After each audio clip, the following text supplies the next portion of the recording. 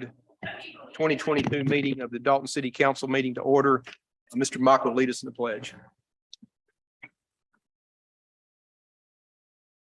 Allegiance to the flag of the United States of America, and to the republic which stands one nation under God, indivisible, with liberty and justice for all. I would like to bring to people's attention, if you don't know it, a former great city councilman of Dalton, a great city leader, period, or community leader, great leader in the carpet industry, Norris Little, passed away Friday, Steve, is that what it was? Saturday morning. Saturday morning. This community will certainly have a huge loss with Norris Little gone. The agenda is before you. There's been a motion to amend the agenda for the appointment to the tree board. Do I hear a motion on that? I move. Motion by Mr. Farah, second by Ms. Harlan. All in favor, say aye. Aye. Opposed, like sign. Ms. Sams. Public commentary, Mike Robinson.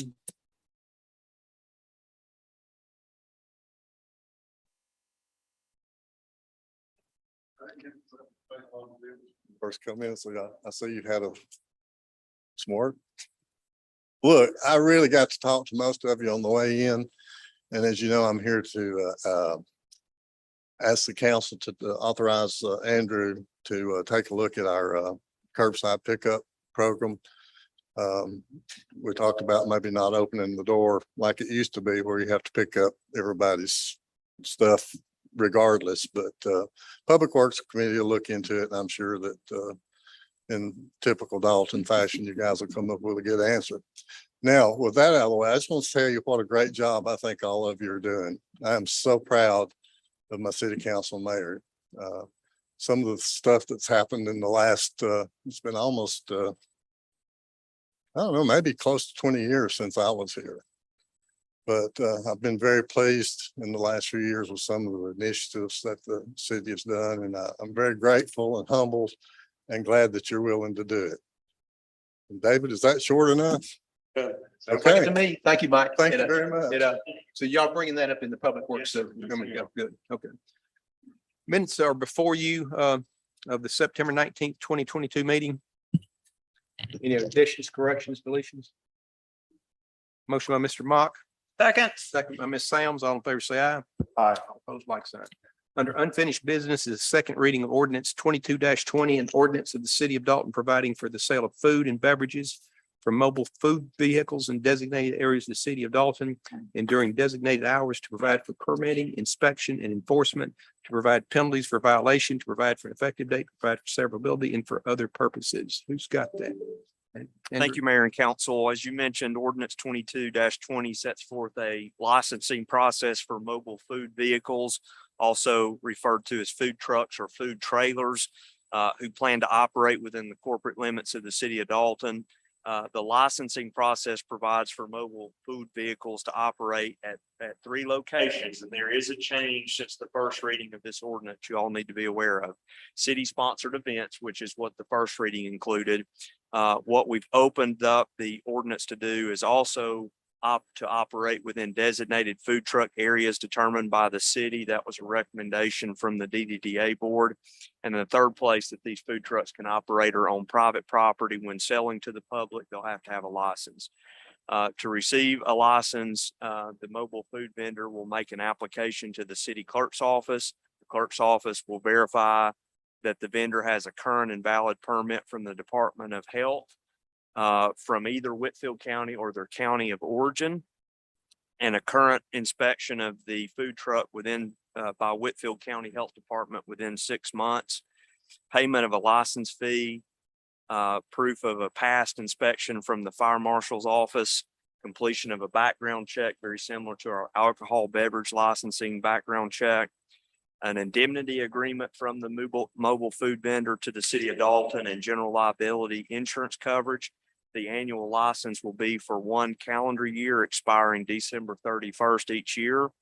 One point I'll make about the designated food truck area is that the rules governing those areas and those locations will be determined by city staff. We met this morning to prepare the initial locations.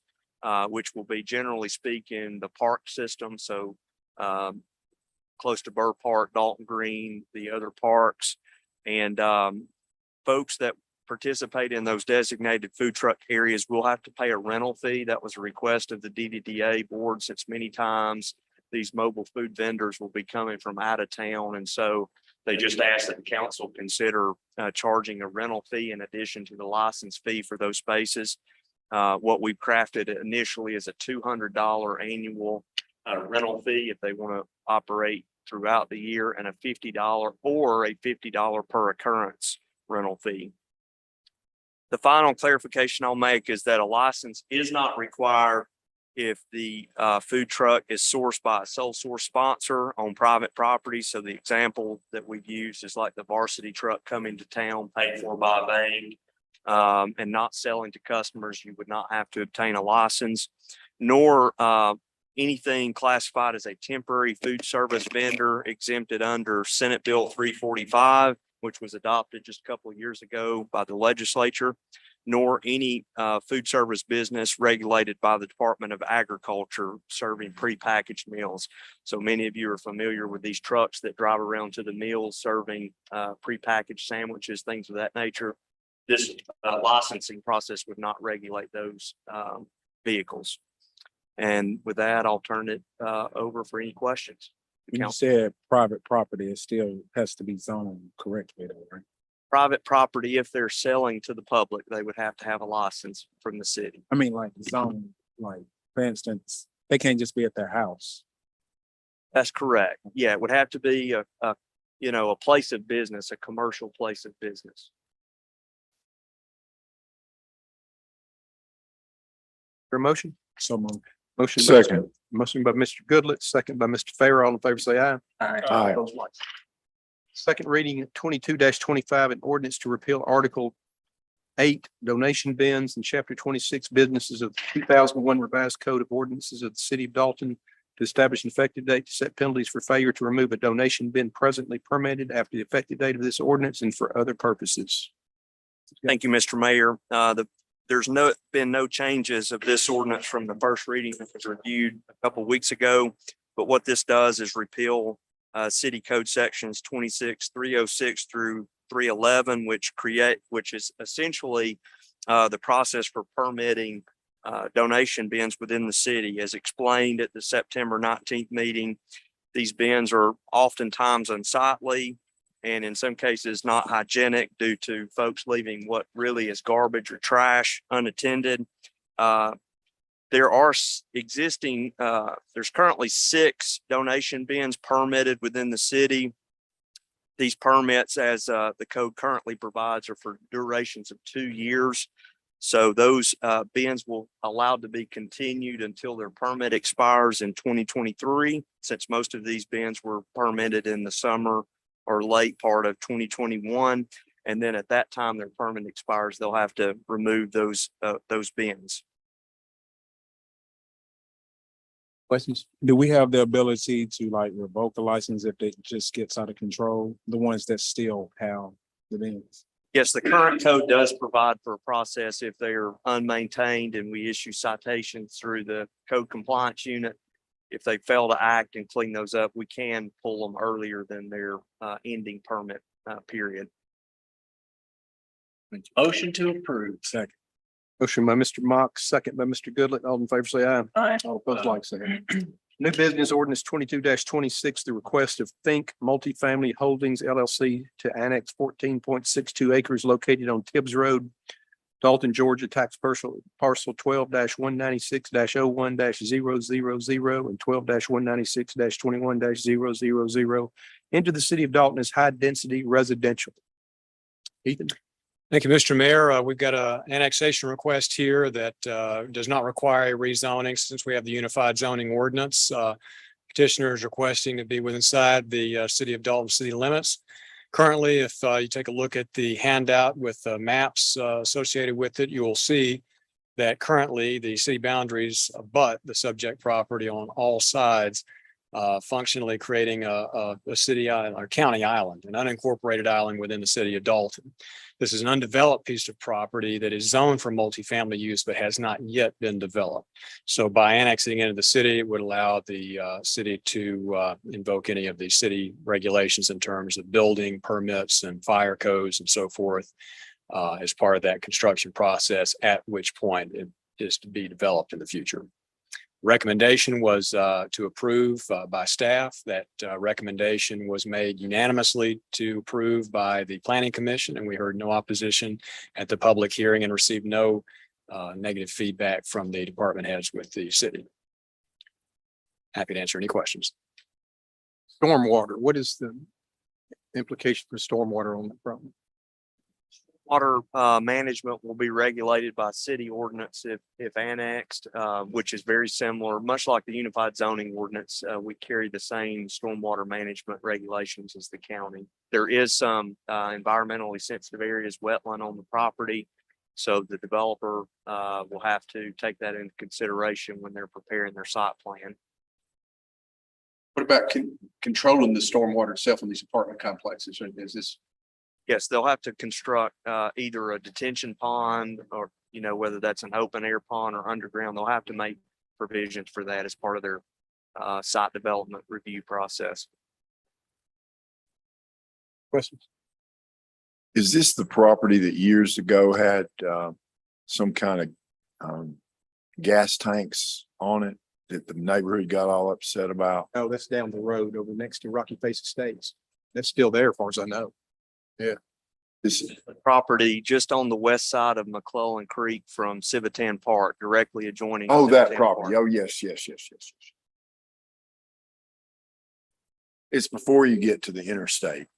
Yes. Motion by Mr. Mock, is there a second? Second. Second by Ms. Sams, all in favor, say aye. Aye. All opposed, like sign. Number 5, fire department invoice change from the contracted purchase of a new pumper due to be delivered in 2023 according to trade-in of a 2008 pumper apparatus. Yes, Mr. Mayor, this is updated invoice that I have before you for your approval, a request for your approval, rather. This is in conjunction with the planned purchase of our new pumper that's due to come in spring of 2023. This was as a part of the SPLOSH projects that the contract was approved in December of 2020. Opportunities came up for us to be able to take advantage of a trade-in of our 2008 pumper. The trade-in value that's been offered to us is for $23,750, which will come off of the original invoice price of $635,553.04, making the final invoice upon delivery of the new pumper $611,803.04. I also have checked we've experienced recent sale amounts on Gov Deals of our surplus property as well. I've included in the packet some comps that we pulled from Gov Deals of our general region that we're in, and this is a very fair price. As a matter of fact, given what apparatus have sold in our region, this is above average for that. So this would appear to be a very good deal for us and will afford us an opportunity to be able to purchase some equipment that we were going to have to forego due to recent inflationary cost of our equipment. So I open the floor for any questions concerning this. If none, I would ask your approval for this updated invoice. Questions? Your motion? Second. Motion by Mr. Mock, second by Ms. Sams, all in favor, say aye. Aye. All opposed, like sign. Number 6, Northwest Georgia Paving Inc. change order request for additional riprap outlet protection SP 210 Heritage Point Soccer Complex project. Good evening, Mayor and Council. Yes, this is a change order for $2,273.08 for additional riprap to eliminate erosion control issues we're experiencing on site. With that, I'll take any questions. Calls. $1,273.08. Motion by Mr. Mock. Second by Mr. Goodlet. All in favor, say aye. Aye. All opposed, like sign. Number 7, approval of purchase for Play South Playground Creators for a new playground at Joan Lewis Park.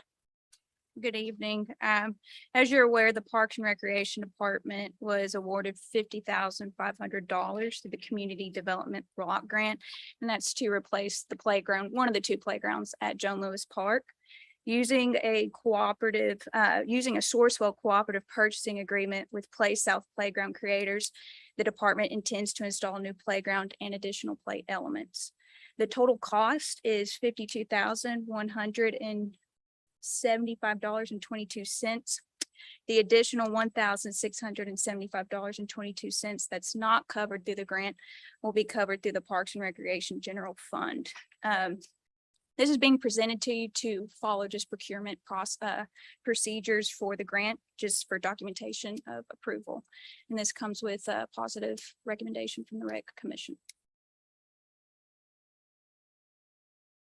Motion by Mr. Mock. Second by Mr. Farrell. All in favor, say aye. Aye. All opposed, like sign. Next is an appointment to the tree board. Mr. Farrell. Yes, Mr. Mayor, I would recommend that we appoint Troy Virgo, that's VIRGO, to fill the unexpired 3-year term of Nancy Hawkins, which ends on December 31st of 2023. I'd make that motion. Motion by Mr. Farrell, is there a second? Second by Mr. Mock. All in favor, say aye. Aye. Like sign. Before we close, Andrew, did you go to any of the Braves games this weekend? No. I figured that's exactly why they swept the Mets. I was at 2 of 3. You know, you're not the Genius. He's the Genius. And I know he's not. gonna go Sunday, but after Friday and Saturday, I didn't go. I hear a motion that we adjourn.